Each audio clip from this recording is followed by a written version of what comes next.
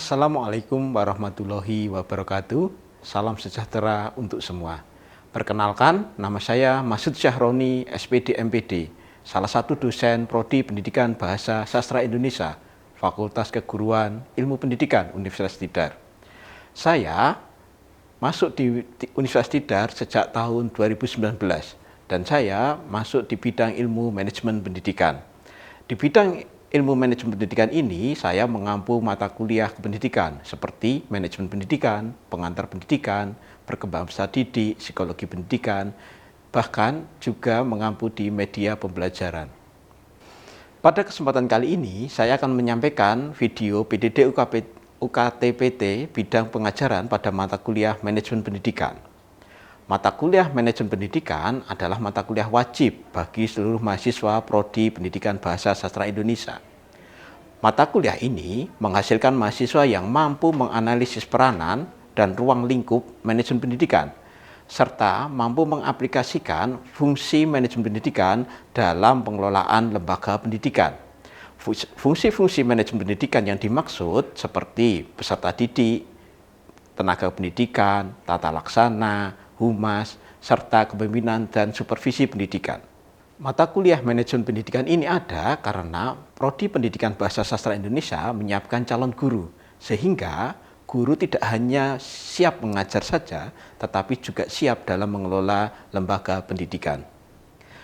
Di dalam mata kuliah manajemen pendidikan ini memiliki subcapaian pada setiap pertemuannya, dimulai dari pertama, mahasiswa bisa menguasai konsep manajemen pendidikan. Lalu mahasiswa bisa menguasai fungsi manajemen pendidikan.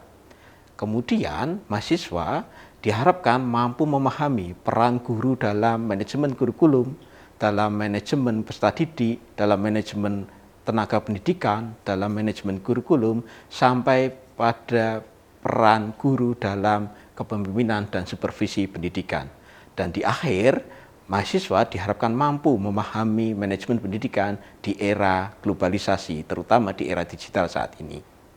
Metode pembelajaran yang saya gunakan dalam pembelajaran mata kuliah manajemen pendidikan ini adalah metode pembelajaran berbasis pada keaktifan mahasiswa. Antara lain dengan mahasiswa itu harus berdiskusi, kemudian harus presentasi kelompok, dan juga ada problem based learning. Sistem pembelajaran yang saya gunakan dalam mata kuliah manajemen pendidikan ini meliputi asinkronus dan sinkronus. Saya menggunakan banyak variasi pembelajaran, misalnya dengan penugasan, dengan LMS Elita milik Universitas Tidar, dan juga dengan tatap muka maupun tatap maya yang saya variasi setiap pertemuannya. Sedangkan untuk penilaiannya saya menggunakan 4 komponen, yaitu ada tugas dan kuis dengan 10%, UTS dan UAS masing-masing 20%, dan project based learning-nya 50%. Sebagai contoh proses pembelajaran, maka akan saya tampilkan video pembelajaran saya dengan materi konsep manajemen pendidikan. Materi ini biasanya saya sampaikan pada pertemuan kedua setelah kontrak kuliah dan penjelasan dasar manajemen. Dari materi ini harapannya mahasiswa memahami konsep manajemen pendidikan dan peran guru dalam manajemen pendidikan. Nah, dalam pertemuan kedua ini maka materinya meliputi yang pertama adalah pengertian manajemen, definisi manajemen pendidikan, ruang lingkup manajemen pendidikan, peran manajemen pendidikan bagi guru. Di awal perkuliahan akan saya stimulasi mahasiswa dengan memberikan kasus. Kemudian di akhir untuk mereview, untuk pengkayaan materi, maka akan saya berikan kuis dengan Google Form. Untuk lebih jelasnya, maka akan saya sampaikan video proses pembelajaran sebagai berikut. Baik, mahasiswa sekalian, kita mulai untuk perkuliahan di pagi hari ini. Assalamualaikum warahmatullahi wabarakatuh. Waalaikumsalam warahmatullahi wabarakatuh. Oke, selamat pagi, salam sejahtera untuk semua. Oke, kita kembali lagi di kelas mata kuliah manajemen pendidikan di pertemuan kedua. Setelah di minggu yang lalu kita membahas terkait kontrak perkuliahan selama 1 semester ke depan dan membahas terkait dengan apa yang akan kita pelajari selama 1 semester ke depan. Maka di pertemuan hari ini kita akan membahas terkait dengan konsep dasarnya dulu. Kenapa sih kita perlu belajar manajemen pendidikan? Gitu. Nah, maka sesuai dengan RPS yang sudah kita diskusikan di minggu yang lalu, pertemuan hari ini nanti saya sampaikan terkait dengan konsep manajemen pendidikan, lalu kita akhiri dengan kuis, gitu ya, untuk pengayaan pemahaman mahasiswa sekalian. Itu, oke, baik. Kalau kita berbicara terkait manajemen, gitu ya, tentu kalian pasti akan terlintas di di pikiran kalian, oh ini pasti berkait dengan manajemen, begitu ya. Nah, maka kita awali dengan diskusi dulu, gitu ya, biar fresh, gitu ya. Di gambar di depan ini ada kondisi yang sering terjadi di sekolah-sekolah kita, sekolah-sekolah kalian dulu, gitu ya. Banyak meja kursi yang kemudian tidak terpakai. Nah, kalau menurut kalian meja kursi yang tidak terpakai ini sebaiknya diapakan? Atau bagaimana biar ini tidak mengganggu pemandangan? Gitu. Silakan, ada yang berpendapat? Boleh? Apa? Oke, disimpan di gudang. Ada lagi? Kalau ibaratnya kalian itu guru, gitu ya. Guru kemudian ketemu kondisi kok sarprasnya terbengkalai semua. Gitu. Nah, itu apa yang akan kalian lakukan? Oke. Mungkin bisa juga dimusnahkan, tapi tetap harus membuat laporan agar manajemennya tetap tertata. Oke, baik. Saya ingin mendengar pendapat dari yang laki-laki. Tadi perempuan terus. Silakan yang laki-laki. Apa yang kira-kira kalian? Ibaratnya kalian punya rumah ini ya. Kemudian punya kursi-kursi yang terbengkalai. Apa yang kalian lakukan? Iya, silakan. Jika memang di setiap kelas itu sudah terpenuhi untuk kapasitas seperti meja kursi, maka itu bisa dijual. Oke, bisa dijual. Nah, banyak hal yang bisa diputuskan, gitu ya. Ada yang disimpan di gudang, ada yang kemudian dimusnahkan, ada yang kemudian dijual, gitu ya. Nah, itu yang dinamakan dengan manajemen atau pengelolaan, gitu ya. Maka secara konsep dasarnya kita awali dengan apa itu manajemen. Manajemen kalau menurut Syagian itu adalah keseluruhan proses kerjasama antara dua orang atau lebih atas dasar rasionalitas tertentu untuk mencapai tujuan. Beda lagi pernyataan Liang Gi. Liang Gi itu menyatakan bahwa manajemen itu segenap proses penyelenggaraan dalam setiap usaha kerjasama. Gitu ya. Atau menurut Pariyata Wistra, manajemen itu rangkaian perbuatan penyelenggaraan dalam setiap usaha kerjasama sekelompok manusia. Nah, itu secara menurut para ahli. Ada 3 ahli yang saya paparkan di sini. Dari ahli yang jadul, gitu ya, ahli agak modern dan ahli modern.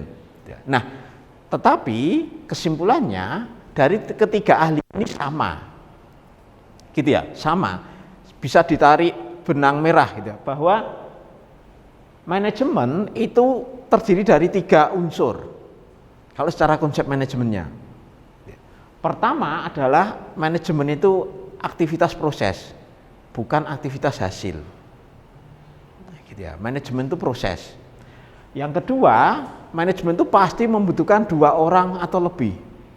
Tidak mungkin manajemen hanya seorang. Gitu ya. Misalnya kalian jualan bakso, gitu ya. Kalian hanya 1 orang, itu bukan manajemen namanya, tapi pemilik. Gitu. Manajemen itu pasti ada 2 orang atau lebih, karena ada yang harus diatur. Gitu. Nah, tapi kalau masuk di psikologi ada yang namanya manajemen diri. Nah, itu mengelola diri sendiri. Gitu. Tapi kalau secara umumnya manajemen itu adalah 2 orang atau lebih. Terakhir, setiap manajemen apapun itu manajemennya pasti ada tujuannya. Gitu ya, pasti ada tujuannya. Maka tujuan itu menjadi penting. Bahkan kalau di pendidikan tujuan itu menjadi unsur utama, gitu ya. Pendidikan tanpa tujuan, ya mau kemana, kan gitu. Ya seperti kalian belajar kelompok, kalau tidak ada tujuan, akhirnya adalah gosip, begitu. Akhirnya adalah menggibah orang lain, gitu. Karena tidak ada tujuannya. Nah, maka unsur manajemen itu ada 3 ini: aktivitas proses, 2 orang atau lebih, dan tujuan. Gitu. Nah, maka kita bisa tarik ke dunia pendidikan. Apa itu manajemen pendidikan? Nah, agak panjang penjelasannya, definisinya.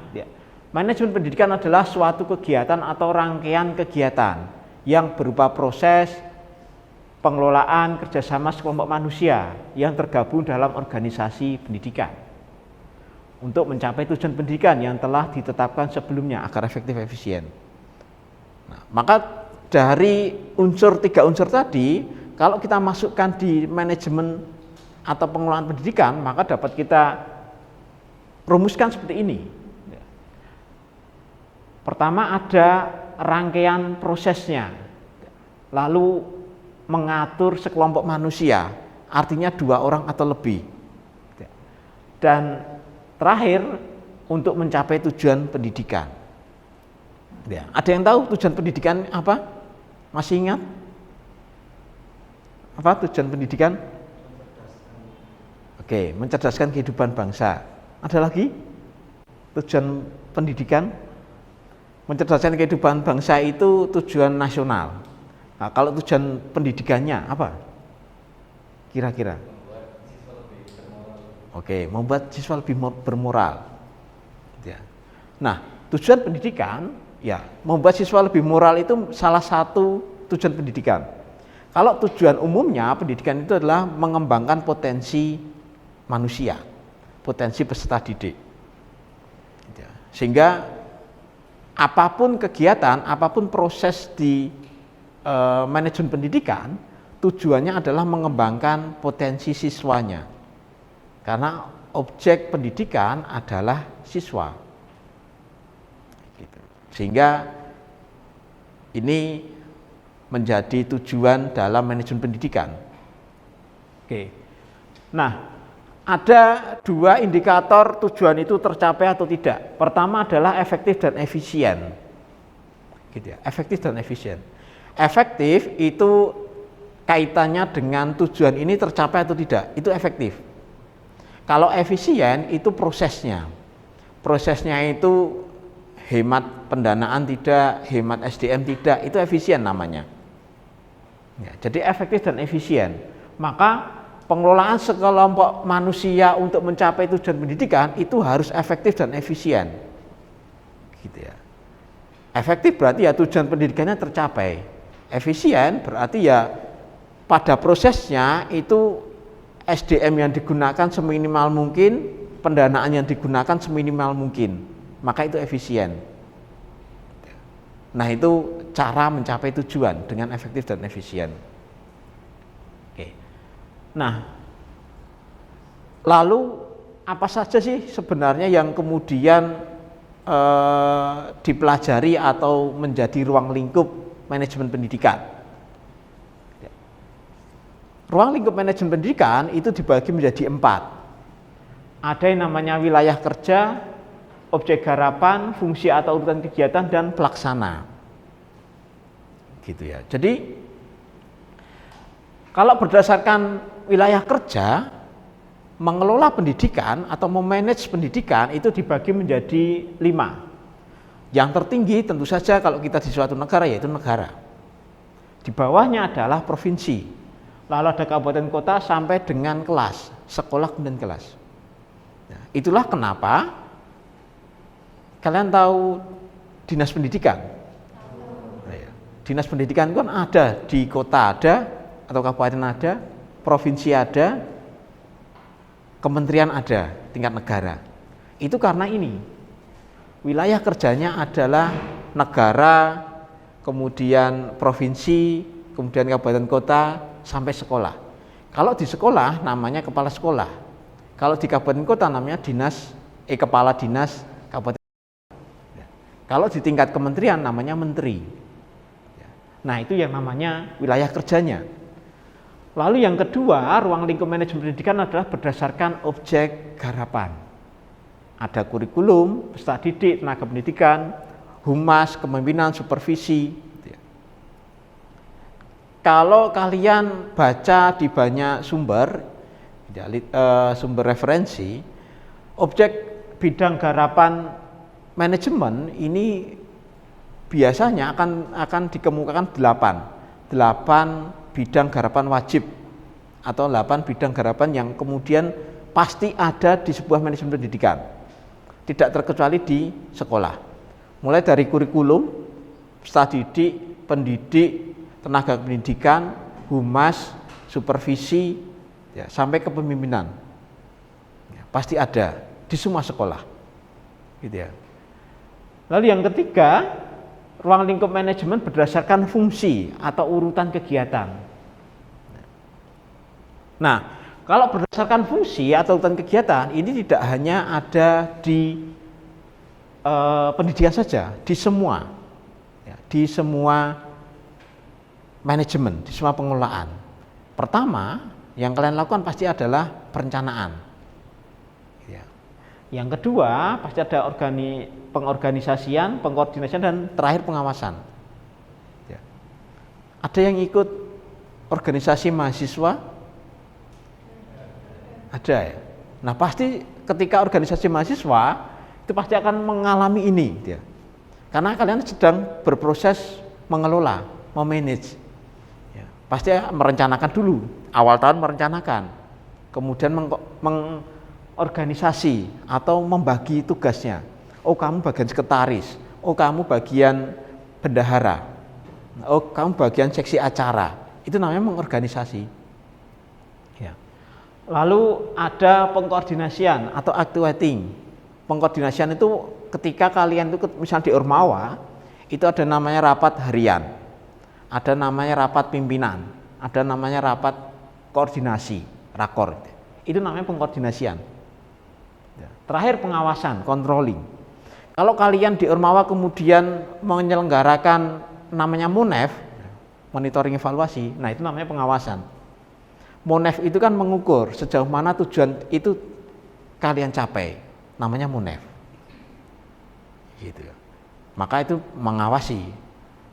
Gitu. Oke, terakhir pelaksana manajemen pendidikan adalah, kalau ini saya ambilkan dari yang sekolah.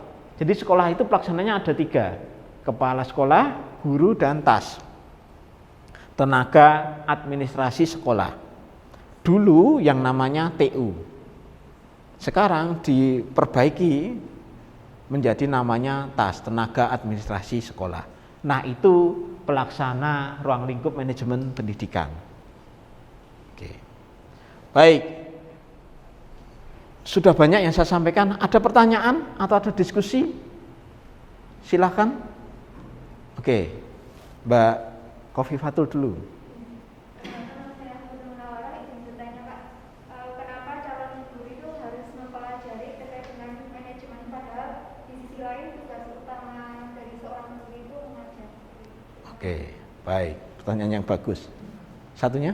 Baik Kak, perkenalkan saya juga dia izin bertanya. Tadi sudah dijelaskan bahwasanya manajemen adalah pengaturan ataupun pengelolaan aktivitas di sebuah pendidikan sekolah. Oke. Nah, yang kita ketahui bersama-sama bahwasanya setiap sekolah itu kan memiliki aktivitas yang sangat beragam ataupun banyak sekali aktivitas. Nah, lalu apa sih yang menjadi ruang lingkup atau yang dikelola oleh manajemen pendidikan? Oke, baik. Baik. 2 pertanyaan yang bagus gitu ya. Pertama, kenapa guru itu butuh manajemen pendidikan? Gitu ya. Lalu yang kedua, apa saja yang dikelola di sekolah ketika manajemen pendidikannya di sekolah gitu ya. Oke. Saya jawab dengan slide berikut gitu ya. Jadi, kenapa sih guru itu repot-repot belajar manajemen pendidikan gitu ya? Padahal tugas guru itu mendidik, mengajar kan gitu. Saya sambungkan dengan jawaban dari pertanyaan kedua. Apa saja yang dikelola? Contoh misalnya gini, yang kalian duduki gitu ya. Yang kalian duduki sekarang itu kursi. Di bagian belakang kursi itu ada nomor inventaris. Betul ya? Ya. Nah, nomor inventaris itu gunanya untuk apa? Untuk mendata. Misal begini, kalian jadi kepala sekolah misalnya gitu ya. Kepala sekolah itu kan harus jadi guru dulu. Kepala sekolah kemudian ingin menerima siswa baru. Ya. Lalu berapa siswa baru yang bisa diterima? Nah, pertimbangannya yang pertama adalah jumlah kursinya dulu. Ya. Sekolah kalian ini satu kelasnya muat berapa kursi? Oh, hanya muat 40 kursi. Ya. Kok tiba-tiba nerimanya 100 mahasiswa, 100 siswa?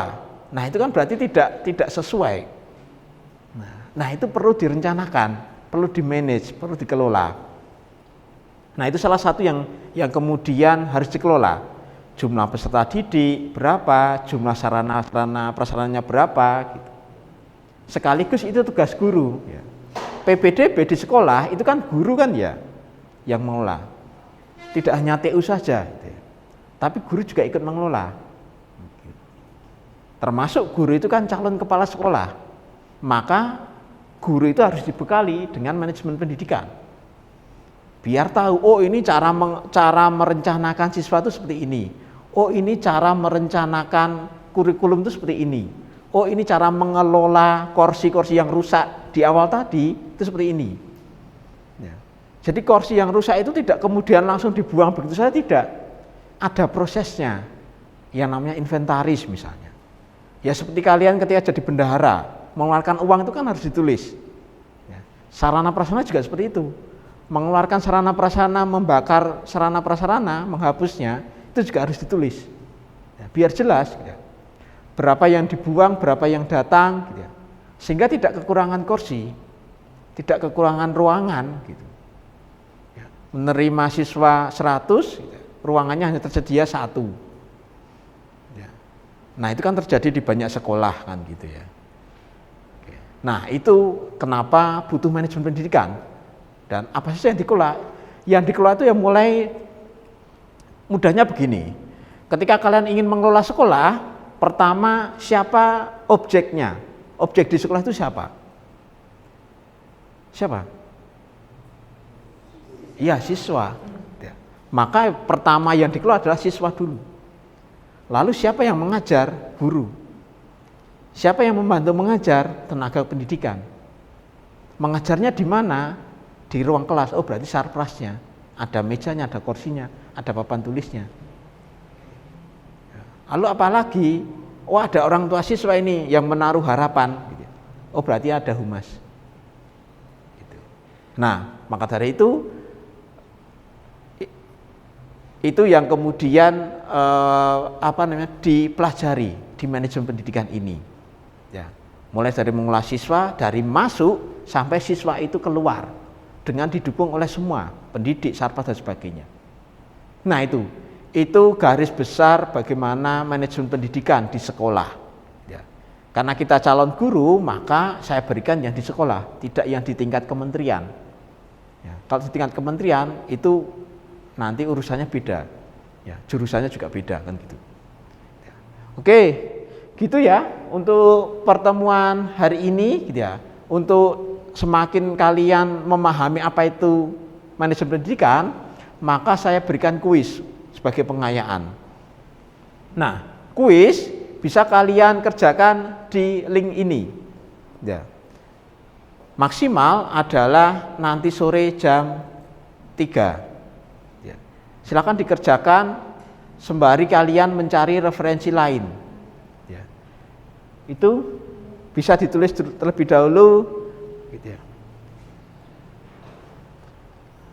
Oke, saya kira itu untuk perkuliahan kita hari ini gitu ya. Kita sambung di minggu depan dengan materi terkait dengan fungsi-fungsi manajemen pendidikan. Terima kasih. Saya akhiri, selamat siang. Wassalamualaikum warahmatullahi wabarakatuh.